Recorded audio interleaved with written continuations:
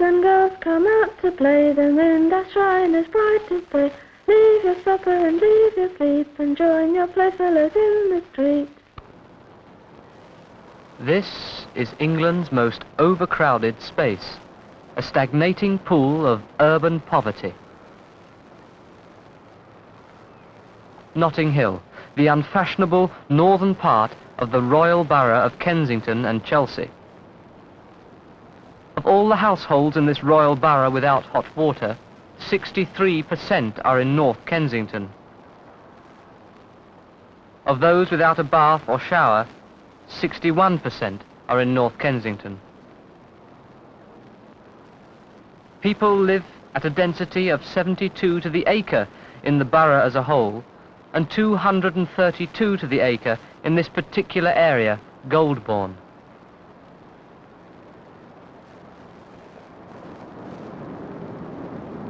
Families live here in crumbling houses, their children playing on littered streets and on vacant lots filled with rubbish.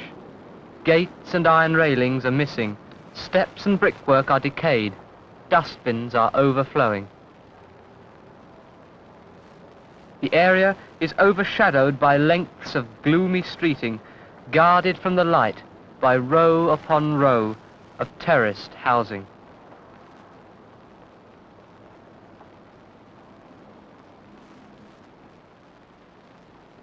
Even the new flats reflect the cramped atmosphere.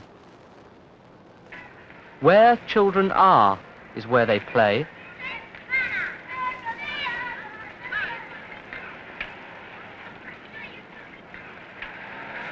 In the northern part of the borough, there are 16,000 children under the age of 16. The street is the child's oldest play place, no further than their front door. Where else can friends gather than in the street, with all its perils and frustrations? The United Nations Charter states, all children shall have full opportunities for play and recreation, which should be directed to the same purposes as education.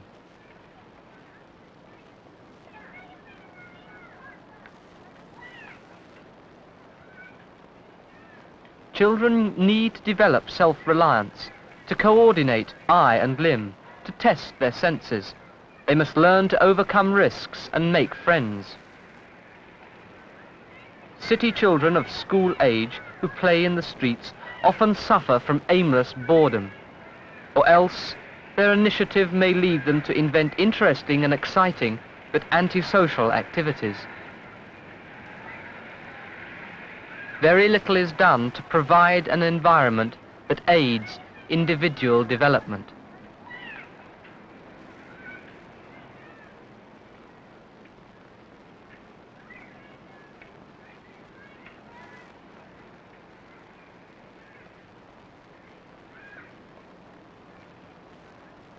Children need creative and imaginative play into which to channel their natural vigor and boisterous energies.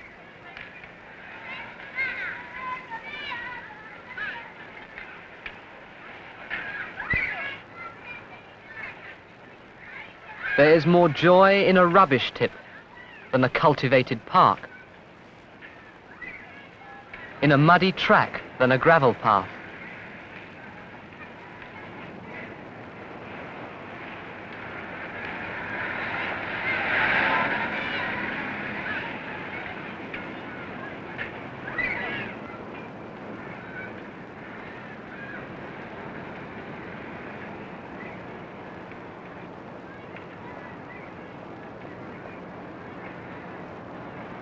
Their failure to develop positive interests can hardly be criticized when children experience such long, empty hours.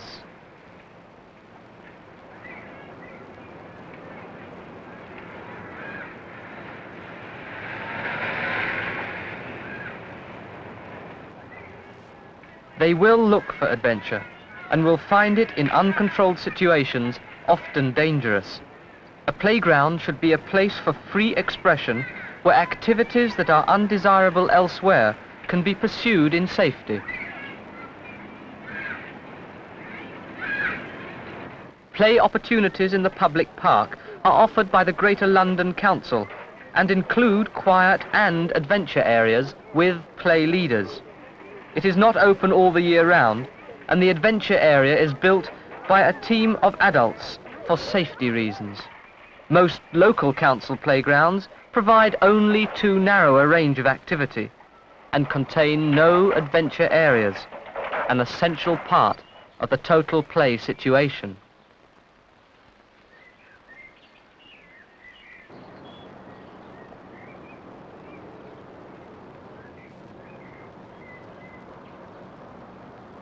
There is little, except sometimes school, to compensate for the impoverished conditions of urban life.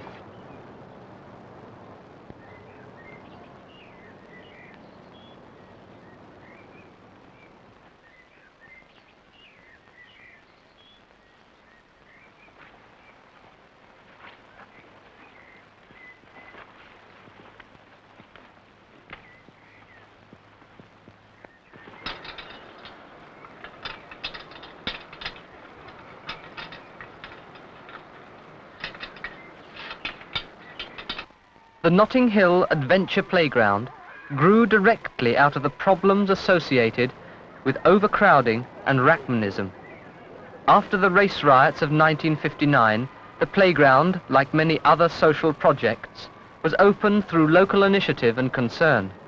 It is managed by a committee of local residents and run by a play leader and 4 full-time colleagues. 150 to 200 children use the playground every day throughout the year, 300 or more on a summer's day. 75% of the children who come to this playground come from families who have problems of one sort or another and are known to one of the local social agencies.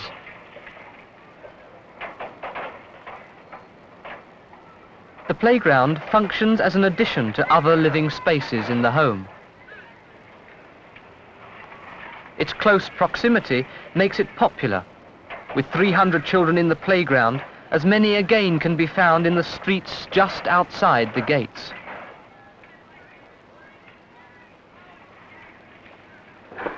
Children here find a release for their energies. They depend on their own initiative and responsibility.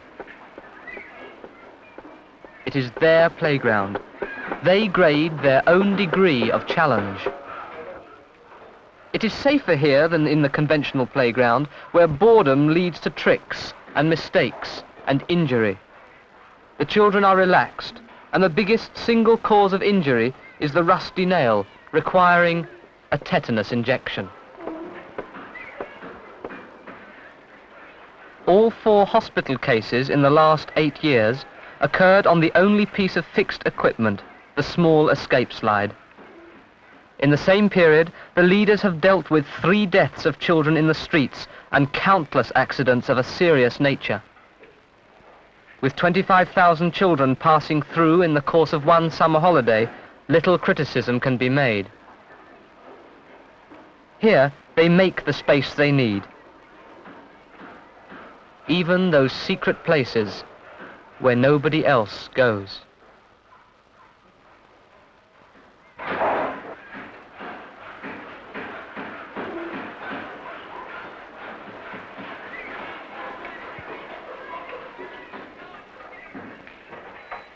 They look after animals and a garden and help the community. They deliver eggs and wood to old people and clear snow in the winter.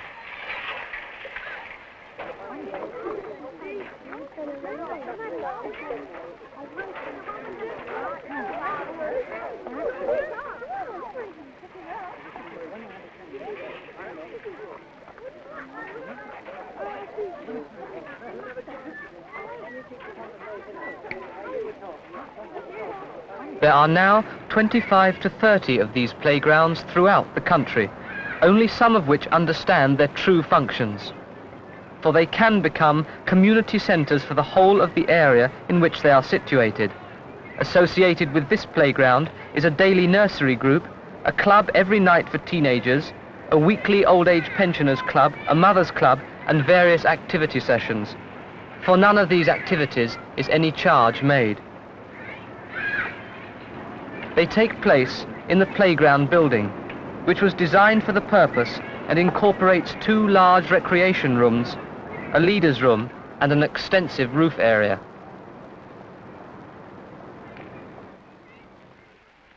Play leadership is a key feature of this playground. For many of these children, there is a lack of any reasonable relationship with members of the adult world.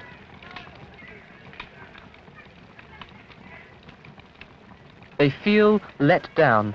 They feel worried that nobody takes much notice of them. Nobody particularly wants them. Nobody pays much attention to the things that they do and the things that they hope to do.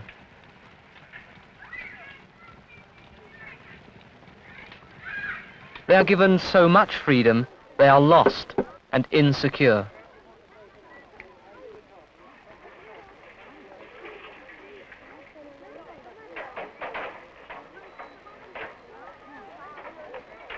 In the playground, they meet a person who loves them, who likes talking to them, likes playing with them, who likes just being with them.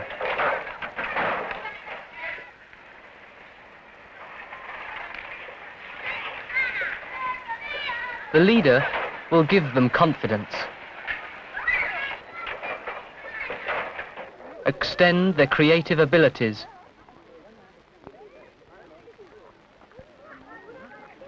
and help them respond to and relate with each other. It is the personal contact that is so important, and in an area with a high delinquency rate like Notting Hill, it is vital. When Pat Smythe, the leader, first arrived, he knew of 16 Borstal boys. 5 are in prison, but most of them are now married or settled down in reasonable jobs. If the spirit of the playground is not influencing behaviour outside its gates, it is not being fully successful. The leaders are thinking in terms of the community, and they are committed to it. They are seen as friends, and people will come with their troubles. Constant help on a personal level is being given.